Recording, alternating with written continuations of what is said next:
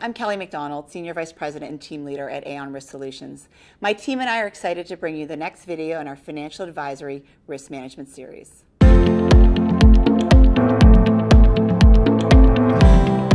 As your broker and risk consultant, the Aon team is always looking for ways to help our financial advisor clients protect themselves from loss.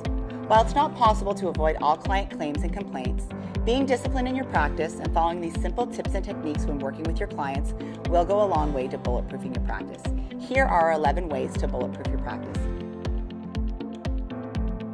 Number 1, always document your transactional file.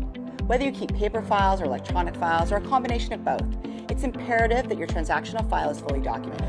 All conversations, discussions, meeting notes should be recorded in the file, detailed with dates, times, and a list of participants. Copies of proposals, reports, illustrations, KYC, and other client-produced related documents need to form part of your file. Again, these should be dated and, where warranted, include a client signature and/or an initial confirming that they were read, understood, and what was discussed.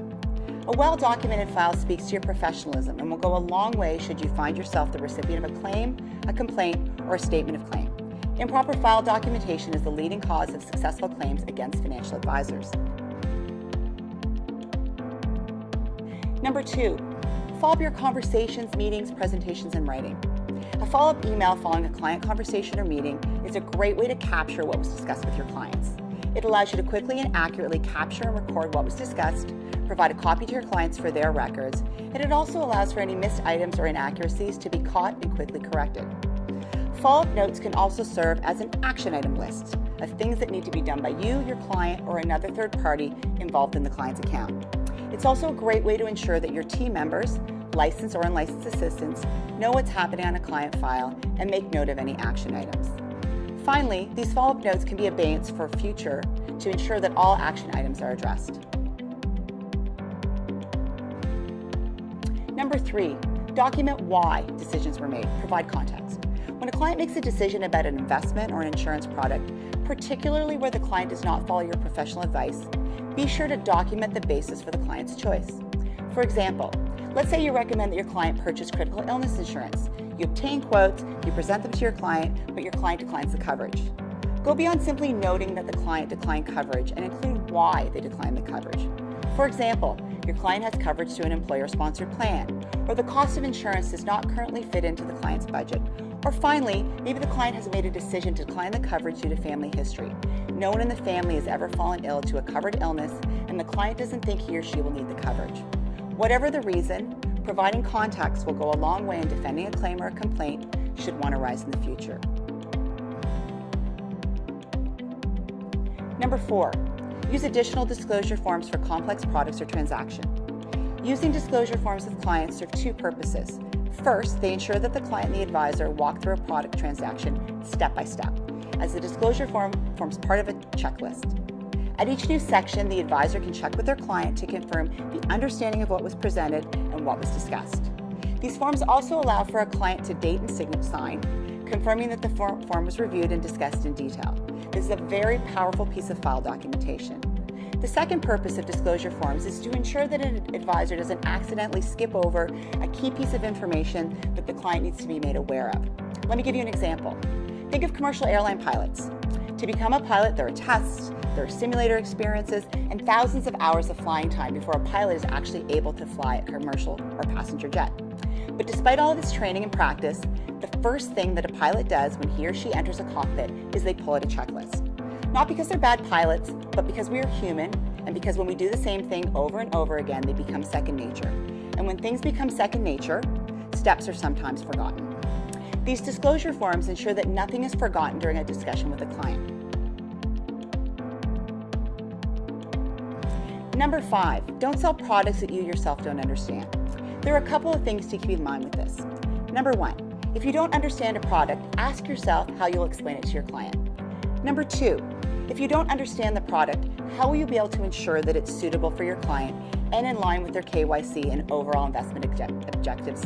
And finally, if you do sell a product that you don't fully understand, have not thoroughly explained to the client, and you can't demonstrate that it's suitable for your client, you're surely to lose if you're sued by your client for a loss sustained in their portfolio as a result of this investment and product. Number 6, put your client's needs first and foremost. They are the most important stakeholder, bar none, in your client-advisor relationship. We all know that financial advisors make money when they sell insurance products and investments to their clients. Where this becomes problematic is where advisors let the commissions that they earn drive the recommendations that they make to their clients. A client's needs should always drive the decision, not the amount of commission that an advisor will make off the sale of an insurance product or an investment. Unnecessarily churning a client's book to generate higher or additional income for the advisor will only serve to fracture the client-advisor relationship, leading to higher potential for complaints, claims, and potential regulatory action. All of your advice and all of your decisions around a client's insurance and investment program should be driven first and foremost by the client's needs and objectives. Number 7, safeguard your client's personal and financial information. Encrypt data, mobile devices, restrict unnecessary access, and have a plan in place should there be a breach of confidential client information. Cybersecurity is an issue that's front and center for many organizations, both large and small, in the financial services industry. In recent years, the frequency and severity of cyber attacks has been increasing, and the industry has proven to be a popular target for hackers. For financial advisors operating small to mid-sized companies, a privacy breach exposing the confidential information of multiple clients could have a detrimental impact on your business. Failing to have a response plan in place that allows you to adequately address a cyber breach could result in negative media attention, loss of clients, and a resulting loss of business income. In addition, there's the potential for you to face regulatory scrutiny and/or regulatory fines and penalties if privacy obligations are not being met. Number 8, follow up and follow through. This is one of the most critical steps in protecting your practice. It's important to follow up on outstanding items that you're working on or waiting for other parties who are supporting you on a client file, and to follow through on any commitments or promises that you make to your clients. Let's say you meet with a client to review their life insurance needs, and you determine that proposals for term life insurance, critical illness insurance, and disability coverage are required, and you promise to get back to the client with options in the next 4 weeks. Failing to do so could cost you this client, as they may look elsewhere for their financial advisory needs, might find you subject of a regulatory investigation if the client was to file a complaint, and could even result in litigation if the client was able to prove that they thought the coverage was in place and that was why they had not heard back from you. Be sure to properly set client expectations and deliver on your client commitments. Number 9, one size does not fit all. Tailor your financial and your insurance solutions specific to your clients. Your advice and recommendations need to be tailored to your clients. While similar clients may have similar needs, it's important to understand your clients' long-term goals and objectives, their risk tolerance, and augment their investments in their insurance as they mature and their families grow. It's your responsibility as a financial advisor to ensure that you employ a methodology to understand your clients' needs and to substantiate your reasoning for specific investments and insurance recommendations. Advisors who lump all of their clients into a single basket with a single strategy run the risk of systemic claims, issues, or potential class action litigation. Number 10, go beyond the KYC and truly get to know your clients. While the completion of a KYC is a minimum standard, it is not a best practice.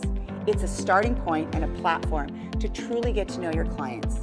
Only when you fully understand your clients' needs, their goals, and their objectives can you begin to build a financial plan. When your clients feel like you truly know them and that your advice and recommendations are tailored to them, they're more likely to be lifelong clients and to provide referrals to help you grow your business. And finally, number 11, zealously guard your professional reputation and brand. We all know how the saying goes. It takes a lifetime to build up your brand and your professional reputation, and only an instant to lose it. Don't let all of your hard work go to waste. Be above board, be professional, and be a client-centric financial advisor.